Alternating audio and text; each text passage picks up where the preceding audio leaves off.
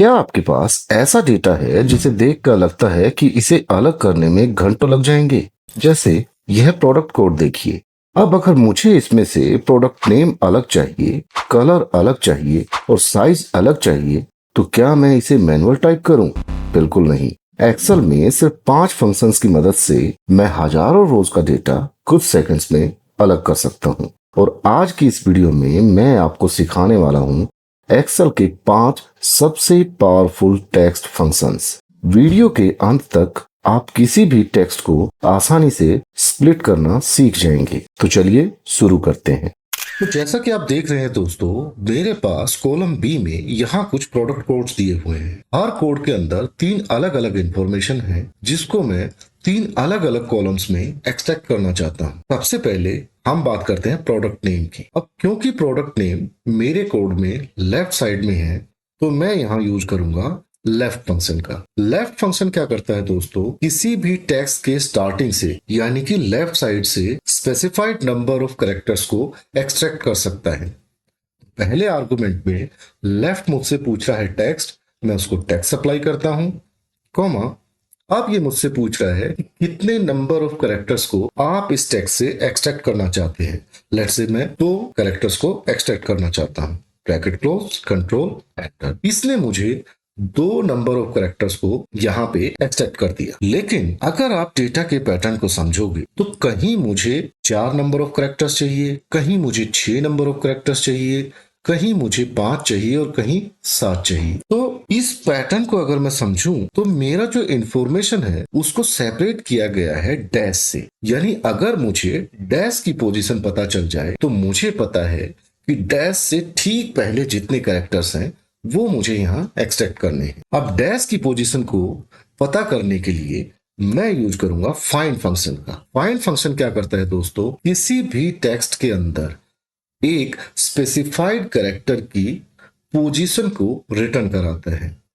अगर मैं यहां कहूं कि मुझे इस डैश को ढूंढना है, आप ध्यान दीजिए मैंने यहां डैश को डबल कोट में लिखा है। क्यों? क्योंकि जब भी हम फाइंड फंक्शन के जरिए अगर हम टेक्स्ट को ढूंढ रहे हैं तो हम उसे डबल कोट के अंदर लिखते हैं। वहीं अगर किसी इंटीजर को ढूंढते हैं यानी कि नंबर को ढूंढते हैं तो हम उसे नॉर्मल लिख सकते हैं। जैसे अगर मुझे यहाँ नंबर 4 की पोजीशन पता करनी है तो मैं इसे डायरेक्ट भी लिख सकता हूँ, लेकिन क्योंकि मुझे टेक्स्ट की पोजीशन पता करनी है इसलिए मैंने यहाँ डबल कोट का यूज किया, कॉमा।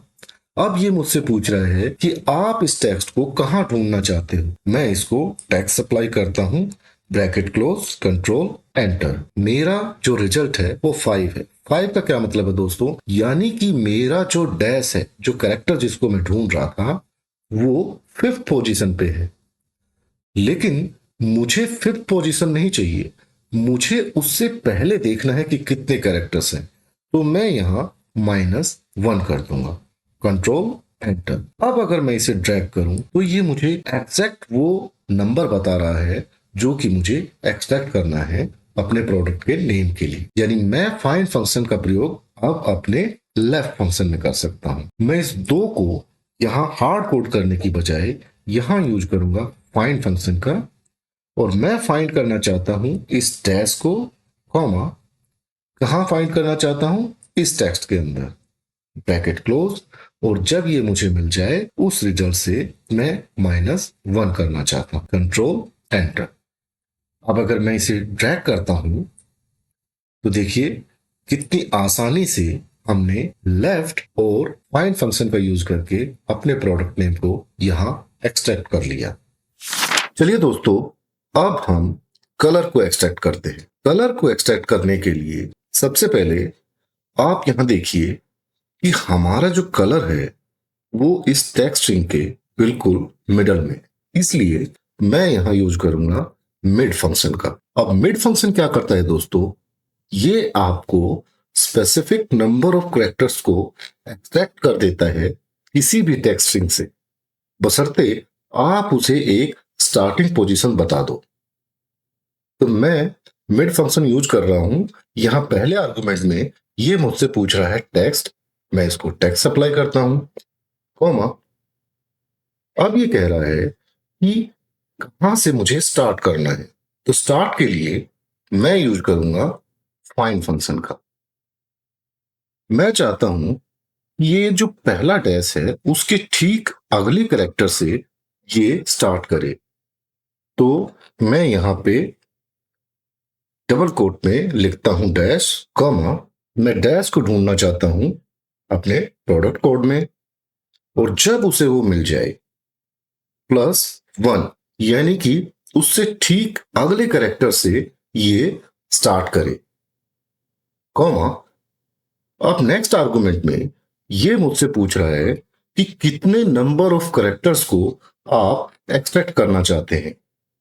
अभी के लिए मैं यहां 4 लिख देता हूं, ब्रैकेट क्लोज, कंट्रोल एंटर।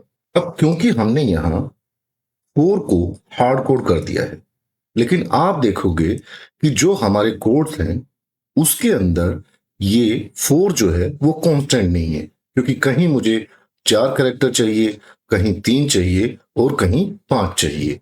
अब इसको कैसे मैं डायनेमिक बना सकता हूं? इसके लिए मैं आपको नेक्स्ट सेल में एक एग्जांपल देता हूं। मान लीजिए ये मेरी टेक्स्ट स्ट्रिंग है। अगर मुझे पता चल जाए ये जो सेकंड डैश है इसकी पोजीशन क्या है और उसमें से मैं माइनस कर दूं अपने पहले डैश की पोजीशन को, तो ये जो मिडल का जो पार्ट बचेगा ना दोस्तों, ये ठीक उतने ही नंबर ऑफ कैरेक्टर्स हैं जो मुझे यहां एक्सट्रैक्ट करने हैं। तो सबसे पहले हम सेकंड डैश की पोजीशन पता करेंगे और फिर उसमें से माइनस करेंगे अपने फर्स्ट डैश की पोजीशन को। कैसे, चलिए देखते हैं। मैं यहां यूज करूंगा फाइंड फंक्शन का। फाइंड में करना चाहता हूं डैश को, कॉमा, ध्यान रहे इस बार मैं पहले वाले डैश को नहीं ढूंढ रहा हूं, इस बार मैं ढूंढ रहा हूं उससे अगले डैश को। कहां ढूंढना चाहता हूं? इस टेक्स्ट में, कॉमा। अब मैं इस फंक्शन का ऑप्शनल आर्गुमेंट यूज करूंगा। ये मुझसे पूछ रहा है कि डैश को ढूंढने के लिए मैं कहां से स्टार्ट करूं, यानी कि हमारा जो फर्स्ट डैश है वो 5th पोजीशन पे है। हम चाहते हैं कि ये 6th पोजीशन से स्टार्ट करे। हम यहां अगर 6 लिख देते हैं और ब्रैकेट क्लोज कर देते हैं, कंट्रोल एंटर, तो मेरा रिजल्ट आता है 10, यानी कि मेरा जो सेकंड डैश है वो 10th पोजीशन पे है। लेकिन इस 6 को मैं यहां हार्ड कोड नहीं कर सकता, क्योंकि ये भी कांस्टेंट नहीं है, ये हर बार चेंज हो रहा है। तो इस 6 को डायनेमिक बनाने के लिए मैं क्या करूंगा, मैं एक बार फिर से यहां फाइंड फंक्शन का यूज करूंगा और उसको बताऊंगा कि मैं डैश को ढूंढना चाहता हूं कहां पे, इस कोड के अंदर, और जब वो मिल जाए तो उसमें +1 कर दीजिए। अब हम अपने फार्मूला को वैलिडेट भी कर सकते हैं। अगर मैं इतने पार्ट को सिलेक्ट करके यहां F9 प्रेस करता हूं तो देखिए ये एग्जैक्टली मुझे ठीक रिजल्ट दे रहा है। कंट्रोल जेड से मैं वापस फार्मूला मोड में आता हूं और यहां पे मैं कंट्रोल एंटर प्रेस करता हूं। मेरा फार्मूला ठीक से काम कर रहा है। मैंने सेकंड डैश की पोजीशन को पता कर लिया है। अब इसमें से मैं माइनस कर दूंगा अपने फर्स्ट डैश की पोजीशन को। माइनस, मैं एक बार फिर से फाइंड फंक्शन का यूज करूंगा। मैं ढूंढना चाहता हूं डैश को, कॉमा, कहां पे, इस टेक्स्ट के अंदर, और जब ये मुझे मिल जाए तो उसमें से -1 कर दिया जाए, एंटर। यानी कि अब मुझे उतने नंबर ऑफ कैरेक्टर्स यहां मिल चुके हैं जो मैं एक्सट्रैक्ट करना चाहता हूं। मैं जरा टाइम को बचाने के लिए इस फार्मूला को यहां से कॉपी कर लेता हूं और जहां मैंने नंबर 4 को हार्ड कोड किया था वहां पे मैं इसे पेस्ट कर दूंगा, कंट्रोल एंटर। अब अगर मैं इसे नीचे ड्रैग करता हूं तो देखिए हमने कैसे मेड फंक्शन और फाइंड फंक्शन का यूज करके कलर्स को यहां पे एक्सट्रैक्ट कर लिया है। तो चलिए दोस्तों, अब हम सबसे लास्ट पार्ट को एक्सट्रैक्ट करते हैं जो कि है साइज। साइज को एक्सट्रैक्ट करने के लिए मैं यहां यूज करने वाला हूं राइट फंक्शन का। क्यों? क्योंकि साइज जो है वो हमारे प्रोडक्ट कोड के राइट में है। अब राइट फंक्शन क्या करता है दोस्तों, ये किसी टेक्स्ट स्ट्रिंग से किसी स्पेसिफाइड नंबर ऑफ कैरेक्टर्स को एक्सट्रैक्ट कर सकता है, लेकिन राइट से, ठीक लेफ्ट की तरह। मैं इसको यहां टैक्स अप्लाई करता हूं, कॉमा, अब ये मुझसे पूछ रहा है कि आपको कितने नंबर ऑफ कैरेक्टर्स एक्सट्रैक्ट करने हैं। अभी के लिए मैं यहाँ 2 लिख देता हूँ, ब्रैकेट क्लोज, कंट्रोल एंटर। अब यहाँ पे अगर आप देखोगे मेरे प्रोडक्ट कोड में जो साइज है वो कांस्टेंट है, यानी कि हर टेक्स्ट के अंदर केवल 2 कैरेक्टर्स हैं जो मुझे एक्सट्रैक्ट करने हैं। लेकिन हो सकता है आपके डेटा में ये 2 से ज्यादा हो। एग्जाम्पल के लिए अगर यहाँ पे कोई एक कैरेक्टर और होता तो देखिए कैसे मेरा रिजल्ट जो है वो गलत हो जा रहा है। तो नंबर 2 को मैं कैसे डायनेमिक बना सकता हूं, चलिए देखते हैं। नंबर 2 को डायनेमिक बनाने के लिए मैं यहां यूज करूंगा लेन फंक्शन का। लेन फंक्शन क्या करता है दोस्तों, किसी भी टेक्स्ट की लेंथ को कैलकुलेट करके आपको एज अ नंबर रिटर्न करा देता है। तो मैं यहाँ लेन फंक्शन को टेक्स्ट अप्लाई करता हूँ, ब्रैकेट क्लोज, कंट्रोल एंटर। अब जरा लॉजिक को समझते हैं। क्योंकि मेरे पास इस पूरे टेक्स्ट की लेंथ यहाँ पे आ चुकी है, अगर उसमें से मैं इस सेकंड डैश की पोजीशन को माइनस कर दूं तो मुझे एग्जैक्टली वो नंबर ऑफ कैरेक्टर्स मिल जाएंगे जो कि उस डैश के बाद राइट साइड में है। चलिए अब मैं यहां से माइनस कर देता हूं सेकंड डैश की पोजीशन को। कैसे, हम यहाँ फाइंड फंक्शन का यूज करेंगे।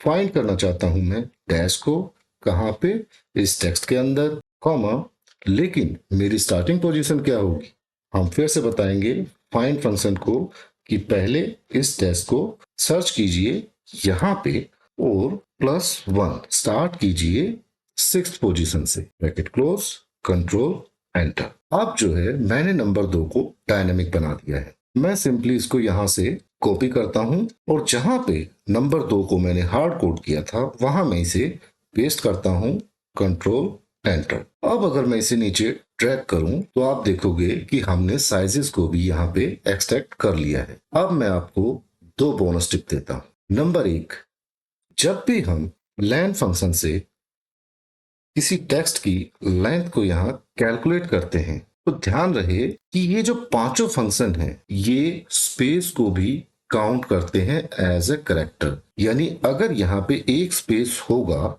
तो आप देखिए लेन फंक्शन का रिजल्ट भी जो है चेंज हो रहा है। टिप नंबर 2, अगर आप किसी ऐसे डेटा पे काम कर रहे हैं जब आपको टेक्स्ट स्ट्रिंग से कोई न्यूमेरिक पार्ट ऐसे एक्सट्रैक्ट करना हो और उसके ऊपर आपको फर्दर कोई कैलकुलेशन करनी हो तो आप नहीं कर पाओगे। क्यों? क्योंकि जब हम किसी टेक्स्ट स्ट्रिंग से किसी न्यूमेरिक पार्ट को एक्सट्रैक्ट करते हैं तो वो एक टेक्स्ट होता है, इसलिए आप उस पर कोई भी कैलकुलेशन नहीं कर पाओगे। उसके लिए आपको क्या करना है, आप सिंपली अपने रिजल्ट को रैप कर सकते हो वैल्यू फंक्शन में। इससे क्या होगा दोस्तों, वैल्यू फंक्शन से जो रिजल्ट है वो एक नंबर में कन्वर्ट हो जाएगा। तो दोस्तों आज हमने एक्सेल के 5 सबसे बेहतरीन फंक्शंस को सीखा जो कि टेक्स्ट के ऊपर अप्लाई किए जाते हैं। वीडियो कैसी लगी मुझे कमेंट्स में जरूर बताइएगा। मेरी वीडियो को लाइक कीजिए, मेरे चैनल को सब्सक्राइब कीजिए। मिलते हैं नेक्स्ट वीडियो में। Thank you.